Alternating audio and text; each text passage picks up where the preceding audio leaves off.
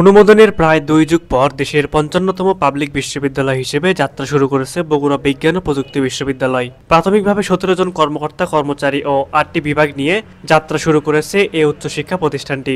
আজকের ভিডিওতে আমরা জানবো বগুড়া বিজ্ঞান ও প্রযুক্তি বিশ্ববিদ্যালয় কোথায় স্থাপিত হবে। দীর্ঘ 2 যুগ প্রতীক্ষার পর অবশেষে বগুড়াবাসীর প্রাণের দাবি পূরণ হয়েছে।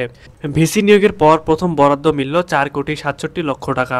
গত 18 আগস্ট অর্থ মন্ত্রণালয়ের অর্থ বিভাগ বাজেট 1 অনুবিভাগ বাজেট 2 শাখার সিনিয়র সহকারী সচিব শাহরিয়ার জামিল স্বাক্ষরিত বিজ্ঞপ্তিতে চলতি 2025-26 অর্থ বছরে বগুড়া বিজ্ঞান ও প্রযুক্তি বিশ্ববিদ্যালয়ের অনুকূলে 4,67,00,000 টাকা বরাদ্দ প্রদান সংক্রান্ত এই তথ্য জানানো হয়েছে। অস্থায়ী ক্যাম্পাস হিসেবে আপাতত বেছে নেওয়া হয়েছে Bogura vocational teachers training institute চত্বর। অস্থায়ী এই ক্যাম্পাস থেকে বগুড়া বিজ্ঞান ও প্রযুক্তি বিশ্ববিদ্যালয়ের প্রাথমিক কার্যক্রম শুরু হবে।